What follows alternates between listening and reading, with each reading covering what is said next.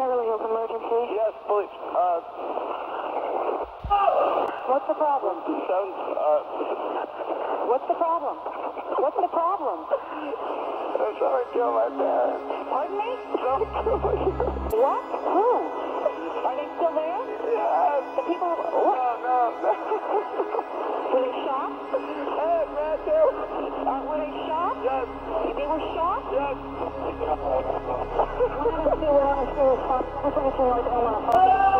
What happened?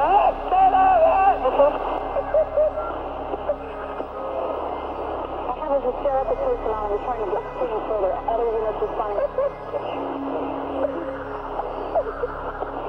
Is the person still there? What happened? We have units around. What happened? Who shot who? He came home and found who shot. Okay, welcome back to 2S, the Horror Quarters podcast, for another true crime episode.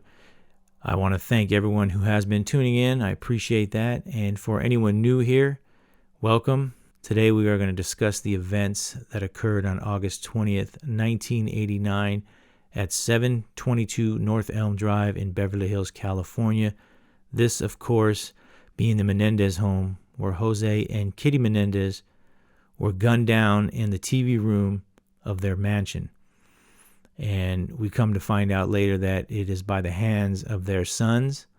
At the time, Lyle Menendez was 21 years old. Erik Menendez was 18 years old. So for the first trial, there were two separate juries, one for Erik and one for Lyle. And both brothers' defense was that they were being sexually abused, sexually molested by Jose, and Kitty had knowledge of that. So the brothers threatened to expose Jose's secrets to the family and to the public, in which case, according to them, they felt threatened that Jose was going to kill them. So the shootings were in response to what they felt was a threat on their lives. Lyle was really concerned that they were going to come kill us right then. And we locked the door and we checked the outside to see if anyone was coming. And then he said, we got to leave. We got to get out of this house. And I said, well, where are we going to go? He says, we got to get away. Okay. Now, in your mind, you think he's talking about running away, like impermanently? Yes. And did you agree with him? Good, let's go do that. No, there was no chance of that. Now, why do you think, or why did you think then there was no chance of that? Because of things that my dad had told me and who my dad was. And there was no place in this world that my dad was going to find us with this information that I had. And he knew that I wasn't the most stable person and that I could just tell.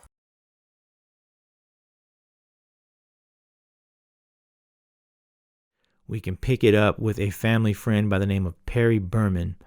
Perry Berman was a tennis coach to the brothers, and like I said, a family friend. He came home to his Hollywood apartment and checked his answering machine at approximately 1 p.m., where there was a message there from Lyle Menendez suggesting that they get together later that evening. Perry returns the call, and Jose Menendez answers and says that the brothers are at the Beverly Center shopping. At approximately 5 p.m., Lyle returns the call to Perry and still suggests that they get together that night. Perry had plans to attend a food and wine tasting event called the Taste of LA, and this was being held at the Santa Monica Civic Center that evening. Perry invited the brothers to meet there, in which case Lyle said him and Erik are going to go see Batman later that night, and they can meet at the festival sometime after 10 o'clock. We know that after 10 o'clock p.m., approximately 10:10, 10:15, a neighbor, a woman by the name of Avril Crum, who lives 2 doors down from the Menendez home on the same side of the street on Elm Drive, heard what she described as Chinese firecrackers. There were pops. And she had her eyes on the clock, particularly because she was waiting for her daughter to get home. Her daughter was to be home by 10:30. I had heard some sounds going off, and I thought that there were Chinese firecrackers. I'm 2 houses down. There's one house in between the 2 houses. It could be 2 houses closer to Wilshire or closer to Sunset? To Wilshire. Right. Yes, it was a hot night and all the windows were open. Do you remember about what time it was that you heard the noises? It was between 10 and 10:15. Is there a way that you can remember what time it was? Yes, because my daughter was going out and I didn't really want her to go because I felt it was getting late in the evening. And I told her she had to be back by 10:30. So that puts a time on when the shots occurred on that Sunday. Jose and Kitty were relaxing on the couch, watching a film. Two people burst into that room and began firing 12-gauge Mossberg shotguns into the couple. One gunman walked behind Jose and put the gun close to the back of his head and fired. Kitty ended up on the floor. There was blood splatter throughout the room. 5 shots hit Jose. The head shot, the chest, upper arm, left elbow, and a through-and-through shot to his left eye. Kitty was found lying on her right side, on the ground, close to Jose's feet. Every bone in her face had been reported to be shattered. One hit almost completely took off her right thumb. Left leg had a wound to the knee and was bent almost at a 45-degree angle, and her right leg was stretched underneath the coffee table. Now back at the Taste of LA food and wine tasting event, Perry Berman and a friend of his, Todd Hall, left at approximately 10:20 p.m. They waited for Erik and Lyle to show up. They did not show up. So Lyle called Perry shortly after he left and asked Perry how come he wasn't at the event. Perry told him we waited till about 10:30. So Lyle's excuse was they got lost and that's why they didn't show up in time. Lyle insisted at that point to see Perry that night to discuss something, particularly tennis, because Lyle had planned to go back to Princeton University soon. Perry said, okay, we can meet at the Cheesecake Factory. Lyle responded and said, well, let's just meet at my house because Erik needs to go home and get a fake ID. Perry told him, no, I'll wait for you to get the fake ID and we can still meet at the Cheesecake Factory. Later on that night, just after 11:30, Erik and Lyle come back to the Elm Drive house. The electric gate is open. Their parents' vehicles are still parked there. So they figured, at least this is what they told police, that maybe the parents are out walking the dogs. They said that the lights were on in the foyer and that there was a light gray haze of smoke on that bottom floor there. At 11:47 p.m., the 911 call was made by Lyle into the Beverly Hills Police Headquarters. A woman by the name of Christine Nye answered. Beverly Hills emergency. Yes, police. What's the problem? What's the problem? What's the problem? Someone killed my parents. Pardon me? Someone killed my parents. What? Who? Are they still there? Yeah. I'm not certain. I really don't know the time frame Do you have any recollection as to when units were dispatched to 722 North Elm Drive? there. Immediately. And do you have any recollection based on what you were able to monitor as to when those units actually arrived at the home? They probably arrived within 1 to 2 minutes. Approximately 2 minutes after that 911 call, 2 patrol officers of the Beverly Hills Police Department, a man by the name of Mike Butkus and his partner John Chernocki, received the call and they crept slowly by the house and parked. Watched the house. They heard screaming and then the Menendez brothers came storming out of the front door, distraught. They dropped to their knees and were pounding the ground with their fists. Now, Officer Butkus, sometime around 11:47, did you receive a radio call which sent you to an address? Yes, I did. Do you recall from whom you received the radio call? From the Beverly Hills Police dispatcher. Was that Ms. Nye or male? It was Ms. Nye. When you got to 722 North Elm Drive, were you the first police unit on the scene? Yes, my partner and I were in the car, and we approached that address in a southbound type direction, parking approximately 2 houses away from 722. And then exited the car with my partner, and on foot we approached the house. A minute and a half went by when I heard some screaming from the front of 722 North Elm. The house is on the east side of the street, so I was on the curb. So you heard some screaming, is that correct? Yes. Could you tell from where the screaming was coming? It was coming from the front door of the house, 722. And then two individuals came running from the front door of that house towards the curb where I was positioned. And at that time, did you make contact with those two individuals? Made contact with two individuals. Together, they came running out towards the front of the house where I was positioned, still yelling and screaming. And they made their way to the curb where I was, at which time I told them, I believe I had a weapon drawn, possibly, telling them to get down on the ground, both of them, at which time they both complied. Later on that night, into the early morning of August 21st, 1989, Detective Les Zoller received a call, was told a little bit about what was going on at the house, and drove to the residence at 722 North Elm Drive. It was in the early morning at that point. He arrives at the scene. He said that there was already yellow tape out and that other police officers had their lights trained on the house. By the time that the detective arrived at the house, the brothers were already down at the police headquarters being questioned. Detective Zoller stated that he entered the house, walked through the foyer and into the TV room, and to his right was a very gruesome scene. As we described the wounds earlier, the bloodshed inside of this TV room was one of the worst, if not the worst, he had seen in his career up to that point. It appeared to the detective that it was a rage killing. Clearly, he thought that these were shotgun wounds, but there were no shotgun shells anywhere, and that was a red flag at that point. At approximately 5:30 a.m., the brothers pulled back up in a cab and asked a perimeter officer if they can speak to one of the detectives. That perimeter officer went inside and contacted Detective Les Zoller and said that the brothers would like to speak to him. They would like to retrieve some stuff that's inside of the house, particularly inside of that TV room. The detective told the perimeter officer to let the brothers know to come back later because the house is not cleared yet. Detective Les Zoller denied them access at that time. And for him, it seemed pretty peculiar that they were concerned about tennis equipment located in that TV room.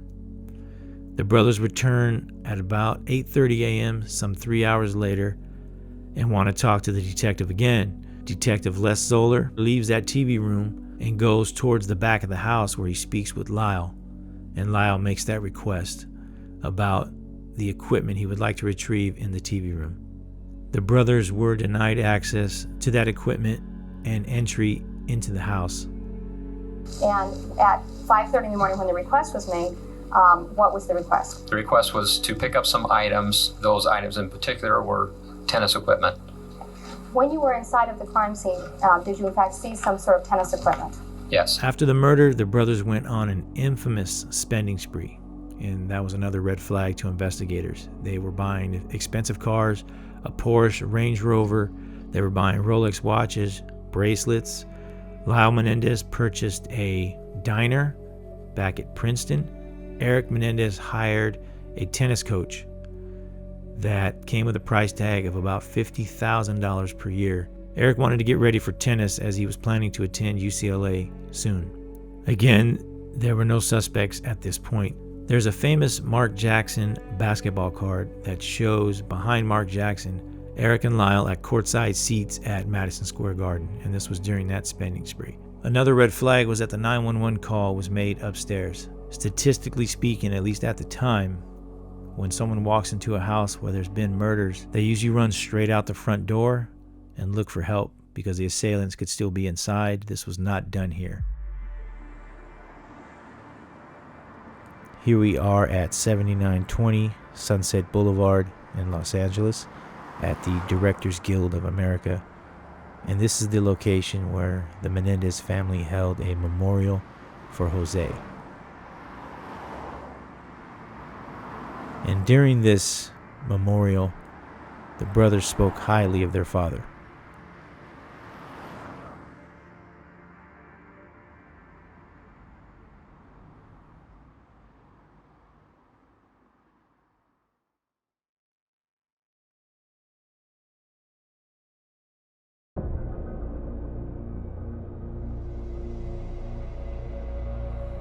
Here we are making a right onto North Elm Drive, and you can see the surrounding homes on the street. It's a very nice, spacious, expensive neighborhood in Beverly Hills. The homes are rather large. I want to thank our co-producer Vince here for getting this footage as I'm driving by.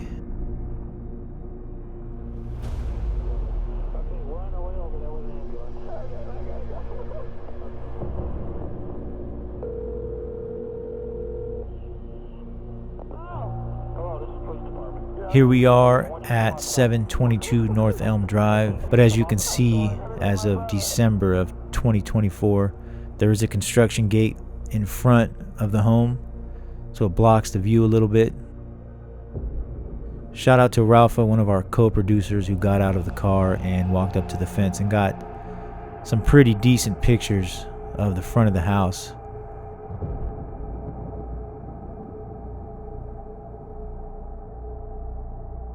I know one time I did drive by as somebody was walking into the house. This was years ago.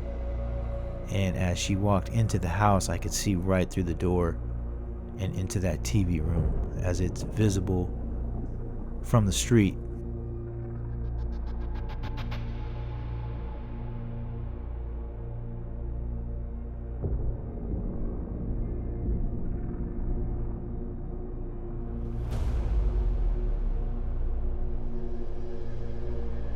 Continuing up Elm Drive, if you make a right on Lomitas here, and then another immediate right, it puts you in the back alley behind the Elm Drive homes.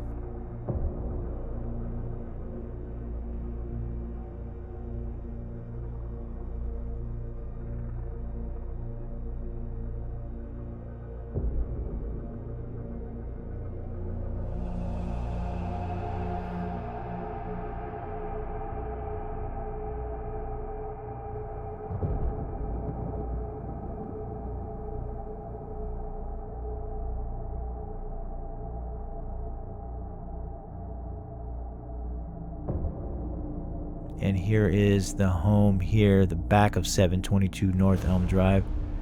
And this white structure here is the pool house, guest house, which is massive as well. And this is the area here that Erik would park his white Ford Escort at times.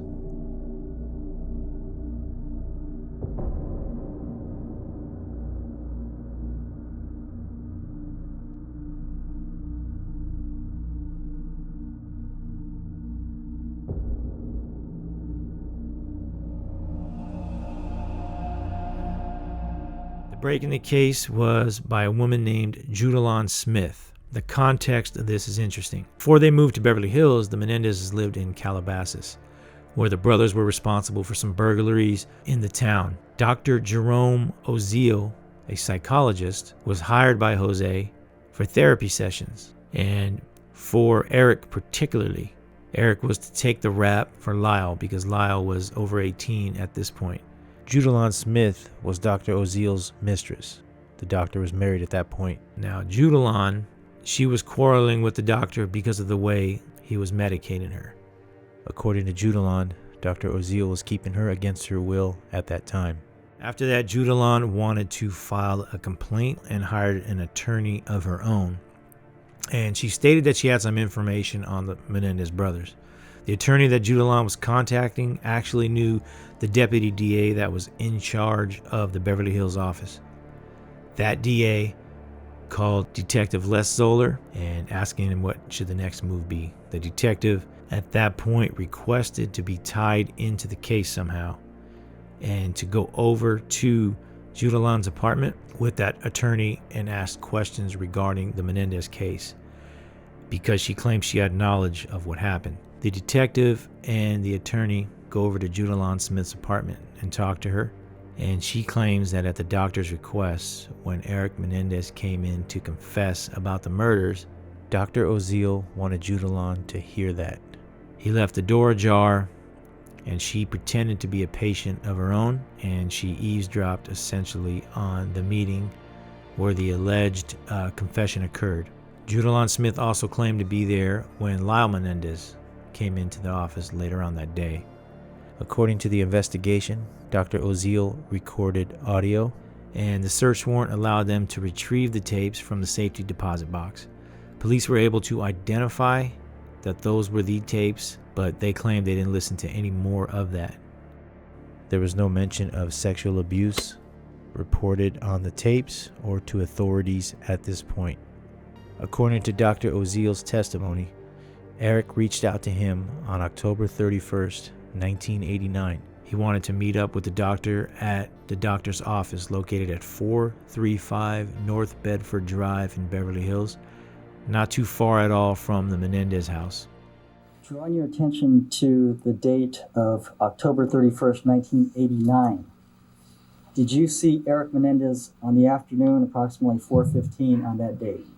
Yes, I did.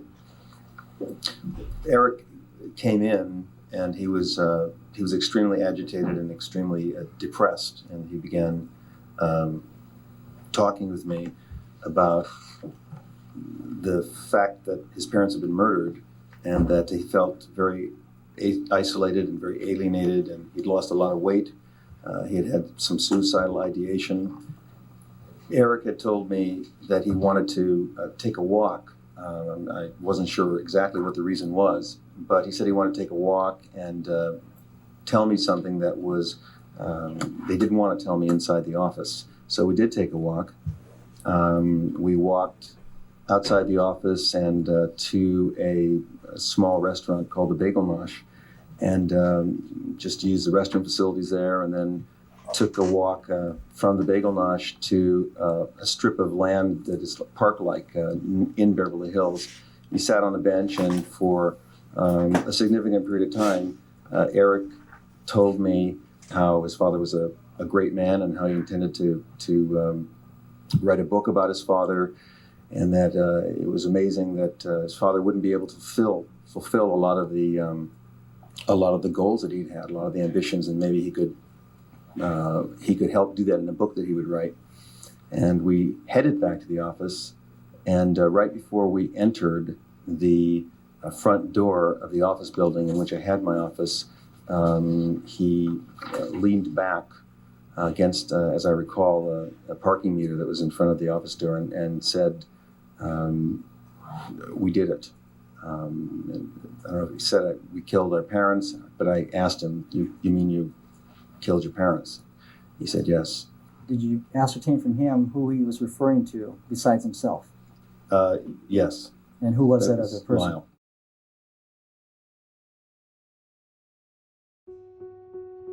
Here we are on Bedford Drive and approaching 435 North Bedford Drive, which was the former location of Dr. Jerome Oziel's office.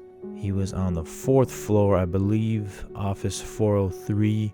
Of course, the building has changed quite a bit over the 35 years. I think his entrance, or the entrance into the building at that time, was somewhere by that jewelry store entrance. Here's some shots through the window of the 1st floor, so you can get an idea of what it looks like today. I don't know how it looked back then. I'm sure it's been renovated a few times. According to Dr. Oziel's testimony, him and Erik take a walk up towards what he described as the Bagel Nosh. Today, it's called the Nosh. I don't know if it changed since then or if that's just what he called it back then. They went inside, used the restroom facilities, and left. By the way, we stopped there and had some food, and the bagels were pretty good. Next, the doctor said him and Erik went to a strip of land nearby that was like a park area, but the only one that had a bench would be the closest one to the Bagel Nosh, which is this park here. I don't know what it's called. I don't know if it has a name to it, but this is the only one that had a bench, so this is the one I chose to use for this episode. They returned back to 435 North Bedford Drive, and then this to me is one of the most interesting parts of the case. Based on testimony, the doctor said that Erik leaned back against a parking meter and said, "We did it." Now here is a parking meter on one side of the building, and there's another parking meter on the other side of the building. It could have been either one of these. It may have been relocated over the 35 years, but I'm sure it's pretty close to the vicinity that it was. So this could be the very point here where Erik leaned back and admitted to the doctor, right about in this area here.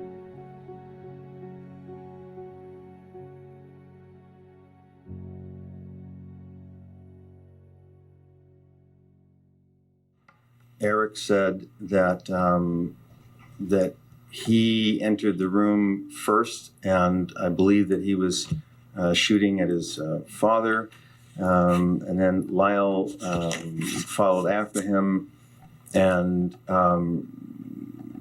basically, quote, Lyle finished off the job. It's not clear to me entirely who was primarily responsible for shooting the mother and who's primarily responsible for shooting the father. Erik told me that his father said something like no, and turned away and was shot as he was saying that. And the mother was, I think, shot second, and I guess began to stand or something of that nature, and was shot and then fell to the ground. And he relayed to me that the father, as I recall it, died first, and the mother did not die with the first shots that were fired at her. Both Erik and Lyle went outside to get some more cartridges and reloaded the shotguns, and went in, and Lyle, I believe, finished murdering their mother. He said that she was moaning and trying to crawl. Dr. Oziel, did Erik Menendez tell you who it was that finally killed the mother? Best of my recollection, it was that Lyle did. This is just an overview here, just to show you how close everything is. As the crow flies, you can see the Menendez house is approximately 1.1 miles from Dr. Oziel's office, and everything surrounding Dr. Oziel's office as it pertains to his testimony in trial is blocks away. The park, the bagel nosh, it's all within a close area within one another. Because the family lived in Calabasas prior to Beverly Hills, investigators did some digging to former neighbors, friends, so forth. And more than a couple of people down there stated that they wouldn't be surprised if the brothers were responsible for the murders. One woman in particular stated that back then there'd be a lot of kids at the house that she lived in, playing and hanging out with her kids.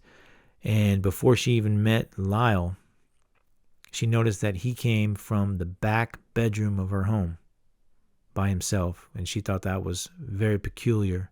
Getting back to the purchase of the guns, Judalon stated that Erik was concerned that there were cameras at the particular gun store the purchase of the two shotguns were made. The gun store was located on Convoy Street in San Diego. The cameras that were there were not working. Detectives scoured the area in San Diego looking for gun shops, and there were quite a few.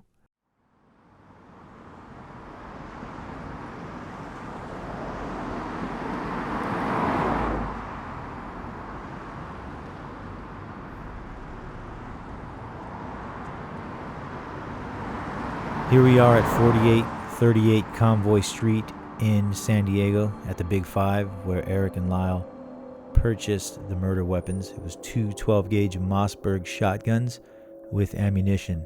They purchased the weapons on the Friday before the murders occurred, so that would have been August 18th. They used Donovan Gaudreau's ID to purchase the weapons. Donovan was a friend/roommate of Lyle's back at Princeton.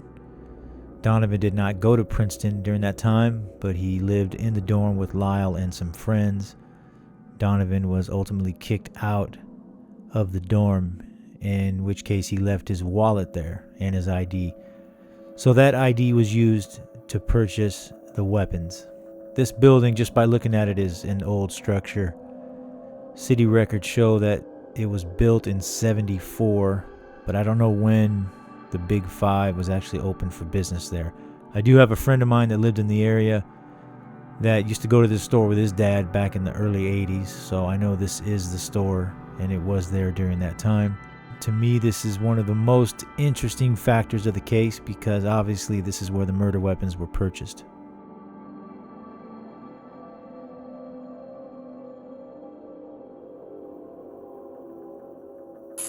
working at the time that you first met Lyle Menendez? Yes, I was. And where were you working?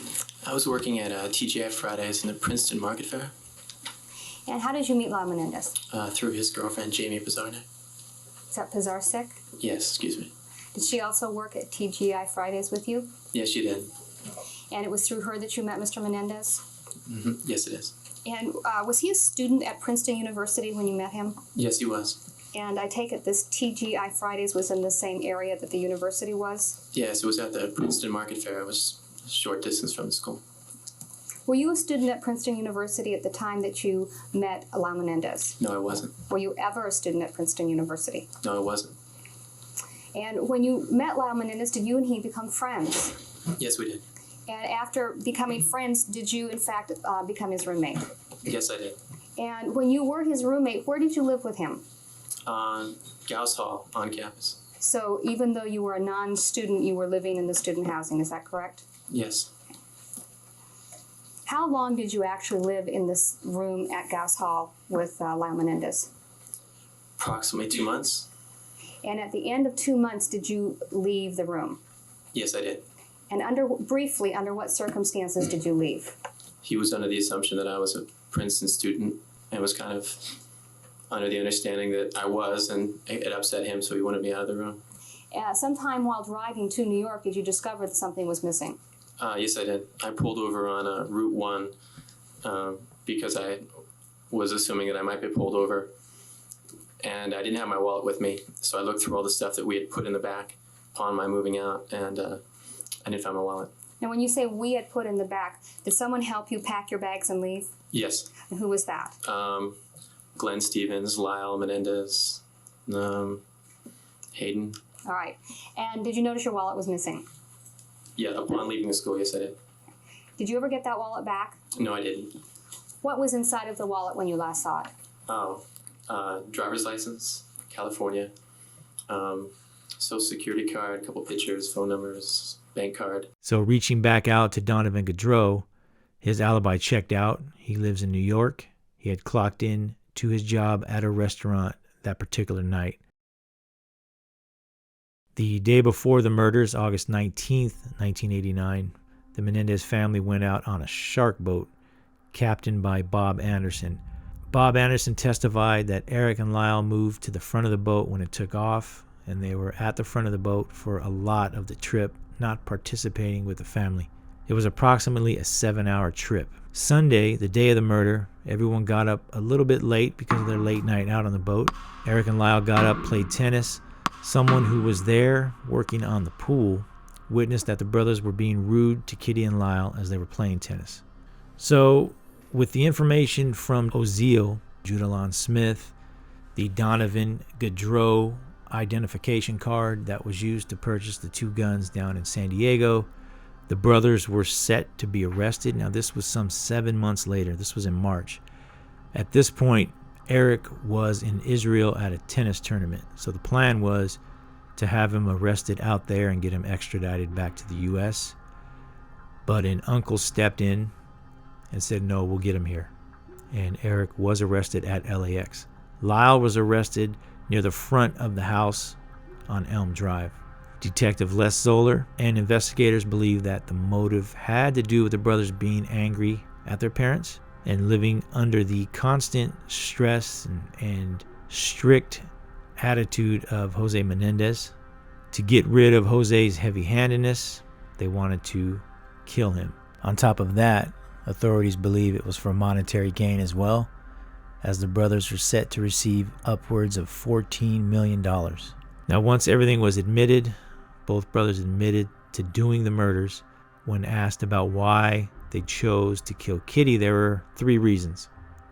1, obviously she'd be a witness to the murders. 2, they didn't feel that she could survive without Jose being there. And 3, she was so miserable at this point in the marriage, it would have put her out of misery. She was suicidal at a certain point of that marriage, and allegedly there was a note found written by Kitty where she wanted to kill herself.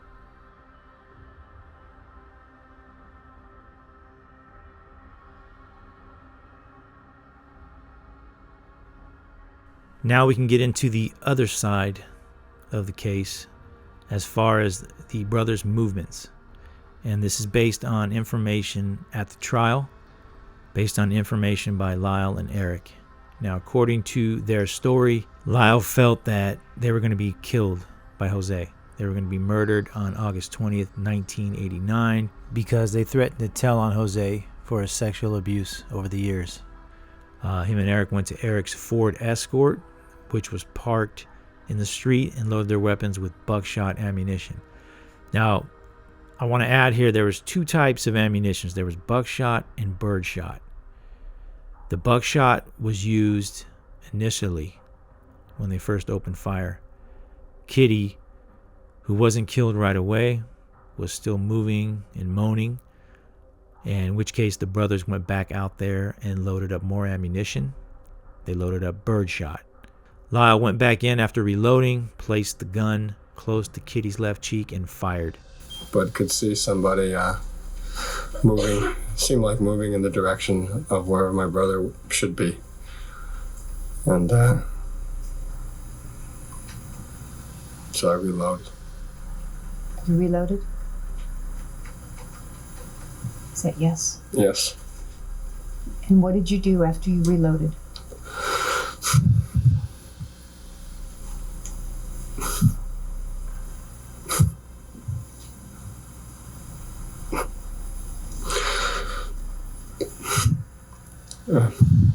I ran around and shot my mom. Where did you shoot her? In the street store, I shot her close. The shotgun shells being missing, this explains that. The brothers picked up those shells and put them in their pockets. They grabbed the guns and ran back out to Erik's vehicle. Lyle drove them away. The intent at this point was to get rid of the guns and go purchase movie tickets. The movie theater was located at the Century City Shopping Center. It was nearby. So they went to purchase the tickets of a movie they've already seen, and I think that's because, obviously, if they get questioned about the movie, they can answer questions about said movie. They wanted to purchase tickets initially of License to Kill. That started at $8.15, but it was sold out.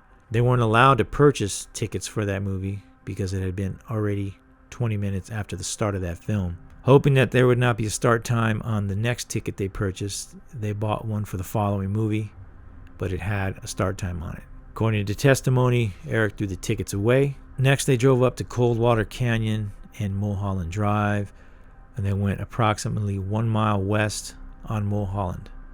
And on the north side of Mulholland, Erik claims to have thrown the guns into the brush, where they rolled down a good distance.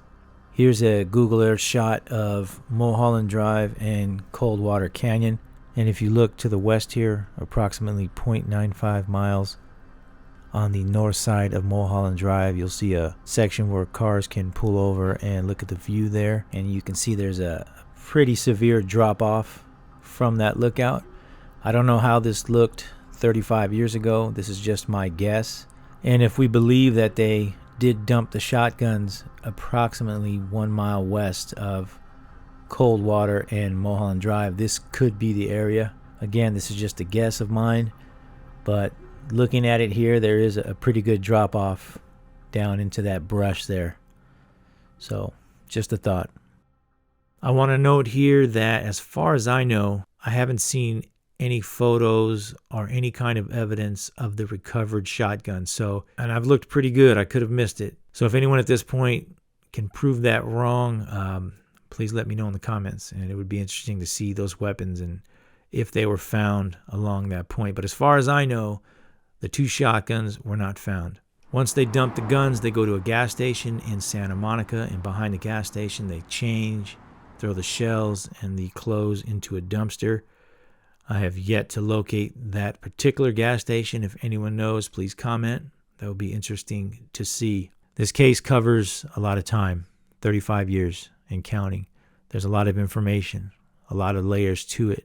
The first trial had two separate juries, one for Erik and one for Lyle, and both juries declared it a hung jury. In the second trial, the brothers were sentenced to life without the possibility of parole, and they are still incarcerated as this episode is being recorded. You probably have your own opinion as to why things happen, but like I said earlier, I just wanted to cover the investigation of the murders themselves. And as usual, I want to thank you for watching another true crime episode here, and we will see you on the next one.